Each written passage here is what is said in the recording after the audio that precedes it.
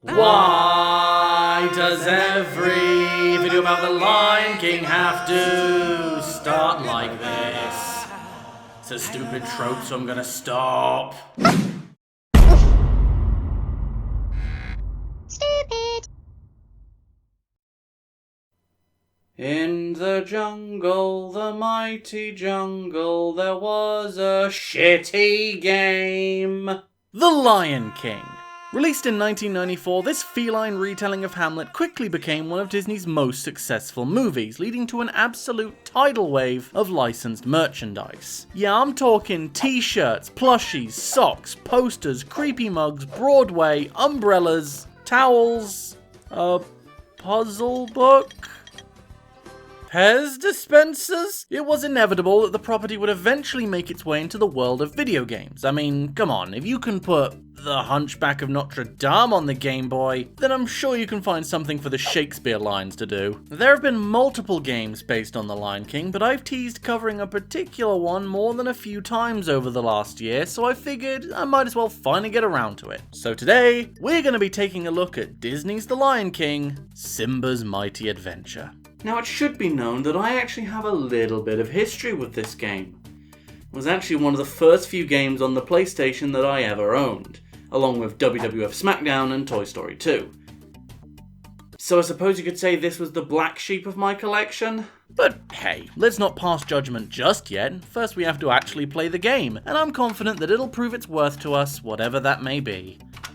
No wait, you've done this joke before. As with most movie tie-in games, Simba's Mighty Adventure loosely follows the plot of the film. And when I say loosely, I'm talking very loose. There's only a handful of cutscenes, and they are nowhere near enough to piece together the story if you've not seen the film beforehand. Then again, if you bought this game with no prior Lion King knowledge, then frankly you deserve to be confused. Simba's Mighty Adventure has two styles of level, third person and side-scroller, very similar in fact to Lilo and Stitch Trouble in Paradise.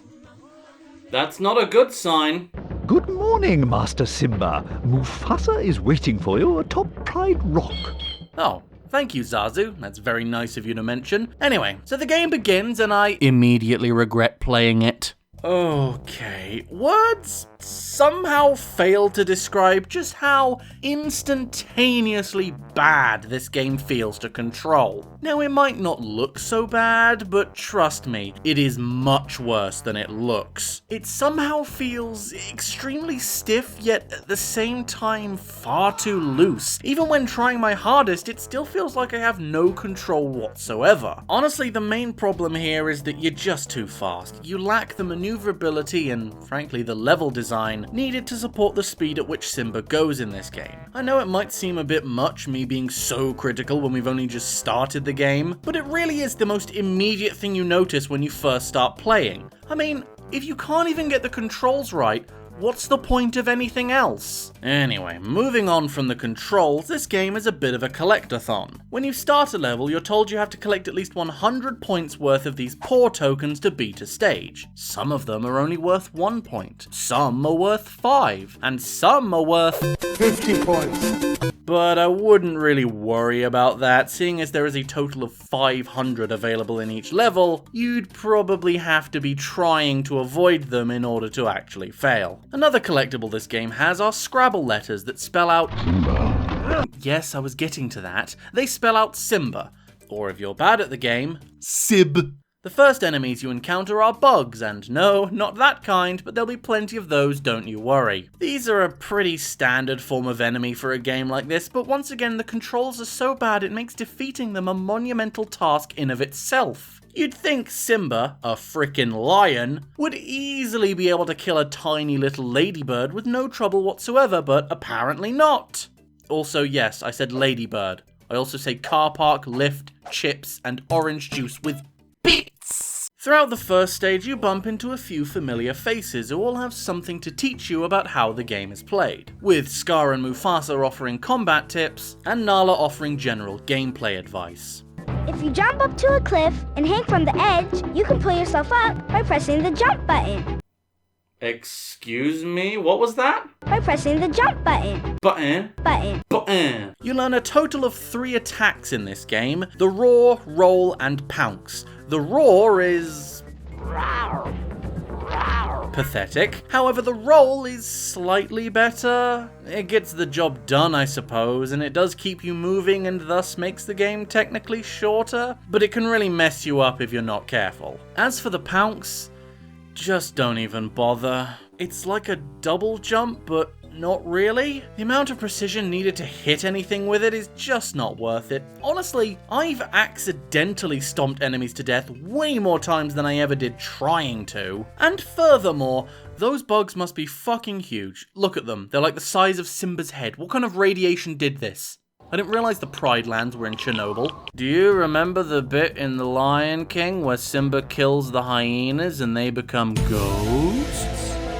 Before and after each level, the game plays a small scene taken from the movie to try and give the story a bit more context, I suppose. Now, don't get me wrong, I love having scenes from the movie in the game. It's a great movie and it's nice to see clips from it. But what's up with some of these voices? Hey, there he goes. There he goes. So go get him! There ain't no way I'm going in there. What, you want me to come out looking like you? Cactus butt?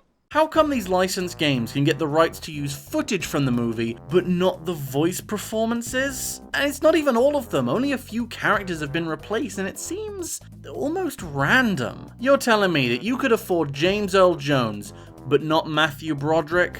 As king, you need to understand that balance and respect all the creatures, from the crawling ant to the leaping antelope. But Dad, don't we eat the antelope? I find your lack of faith disturbing. Hey, want to see every single point you've collected from a level be counted one by one? No? Well, too fucking bad, because that's what we're doing. And by the way, it sounds like this.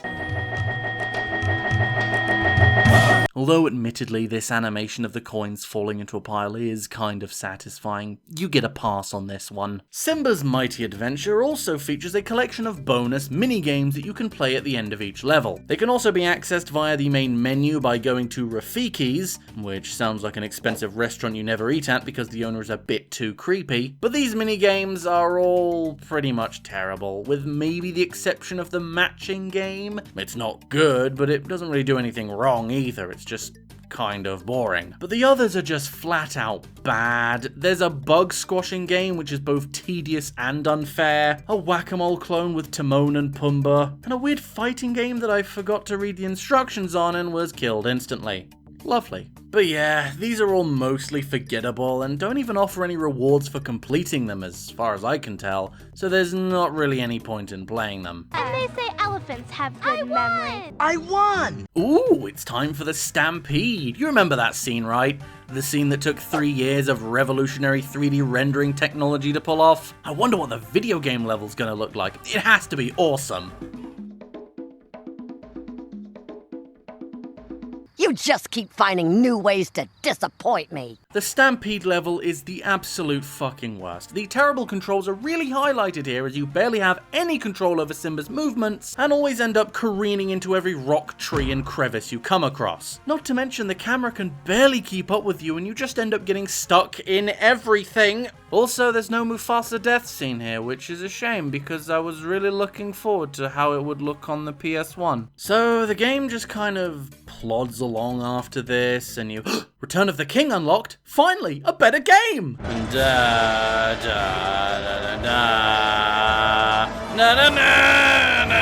The final level sees you return to Pride Rock to confront Scar, and it seems like things have really been worse for wear since you left. Not only is everything on fire and there's no food, but the basic laws of physics seem to have completely fucked off as well. Oh yeah, no, totally. I'm sure a lion could stand on those branches. I mean, how much does a lion weigh anyway?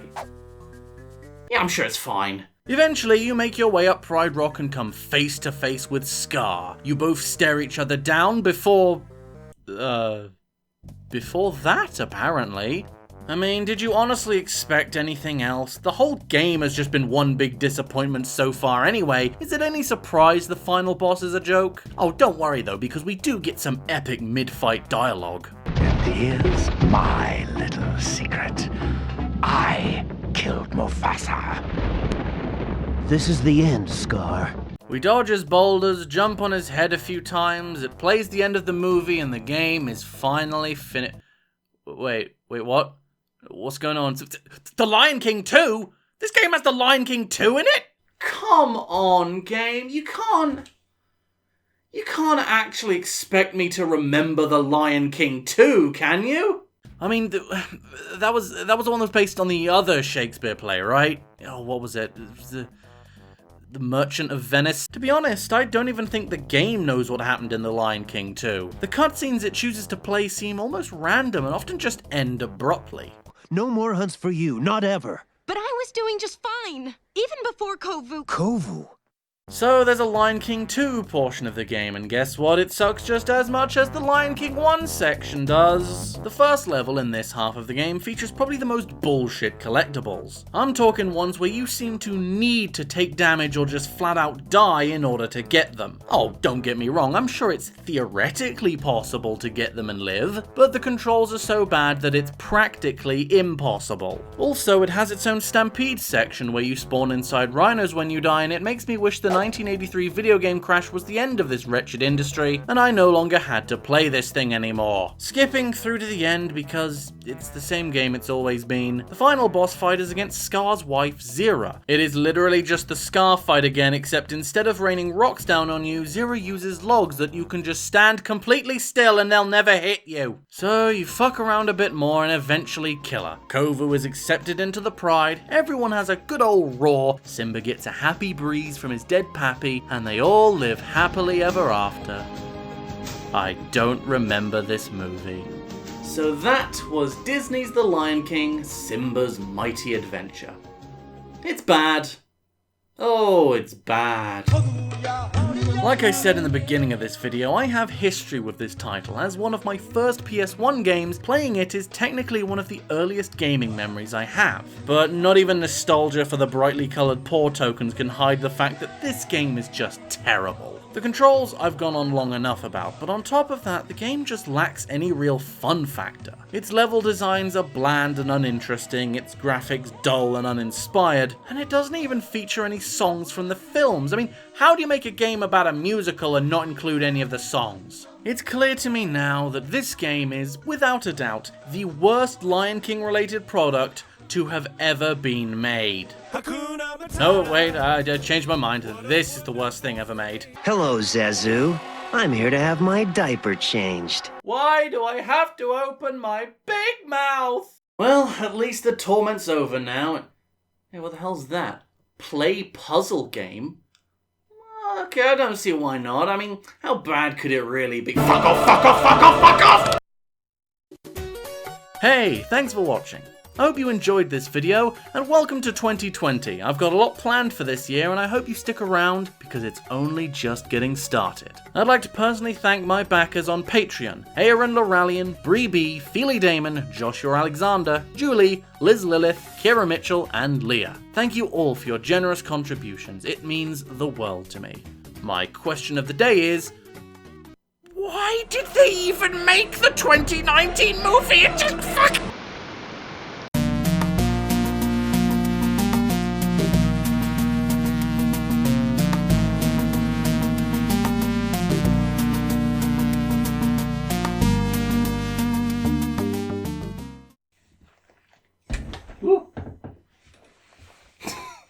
That's what my chair does randomly. Because I'm too fat.